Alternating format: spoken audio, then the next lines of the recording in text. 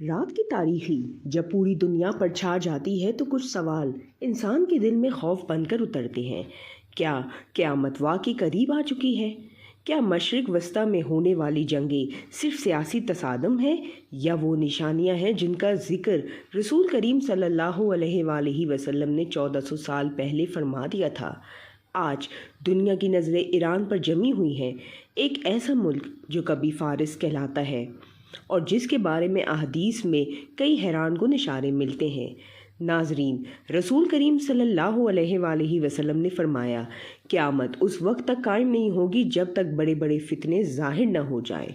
آج ایران، شام، عراق، فلسطین اور پورا مشرق وسطی مسلسل جنگوں، خوف اور تباہی کی لپیٹ میں ہے۔ بعض علماء ان واقعات کو آخری زمانے کی نشانیوں سے جوڑتے ہیں۔ ایک روایت میں فارس یعنی ایران کی سمت سے آنے والے فتنوں اور جنگوں کا ذکر ملتا ہے۔ بعض روایات میں خراسان کا بھی ذکر آیا ہے، جو موجودہ ایران، افغانستان اور آس پاس کے علاقوں پر مشتمل قدیم خطہ تھا۔ رسول کریم صلی اللہ علیہ وآلہ وسلم نے فرمایا، خراسان سے سیاہ جھنڈے نکلیں گے۔ یہ حدیث صدیوں سے لوگوں کی توجہ کا مرکز رہی ہے۔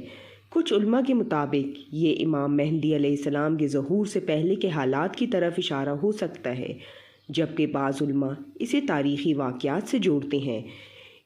اسی لیے ان احادیث کی تشریح میں احتیاط ضروری ہے۔ ایک اور حدیث میں نبی صلی اللہ علیہ وسلم نے فرمایا، قیامت سے پہلے فتنے سمندر کی موجوں کی طرح آئیں گے۔ آج اگر ہم دنیا کی صورتحال دیکھیں تو ہر طرف بے چینی، جنگ، معاشی تباہی اور خوف نظر آتا ہے۔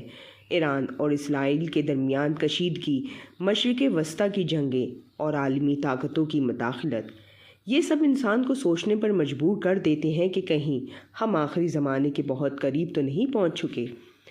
لیکن یاد رکھیں، اسلام ہمیں خوف نہیں بلکہ تیاری کا درس دیتا ہے۔ قیامت کی نشانیاں دیکھنے سے زیادہ ضروری ہے کہ انسان اپنے اعمال درست کرے۔ رسول صلی اللہ علیہ وسلم نے فرمایا، عقل مند وہ ہے جو اپنے نفس کا محاسبہ کرے اور آخرت کے لیے تیاری کرے۔ آج اگر دنیا تباہی کے کنارے پر کھڑی ہے تو یہ وقت اللہ کی طرف لوٹ آنے کا ہے، نماز، توبہ، قرآن اور سچائی کا راستہ اختیار کرنے کا ہے، کیونکہ قیامت کب آئے گی اس کا علم صرف اللہ کے پاس ہے، لیکن اس کی نشانیاں انسان کو جگانے کے لیے کافی ہیں۔ شاید یہی وہ وقت ہے جب انسان کو فیصلہ کرنا ہوگا کہ وہ دنیا کی وقتی چمک کے پیچھے بھاگے گا یا آخرت کی ہمیشہ رہنے والی کامیابی کے لیے تیار کرے گا۔ اللہ ہمیں حق سمجھنے، فتنوں سے بچنے اور ایمان پر قائم رہنے کی توفیق عطا فرمائے۔ آمین۔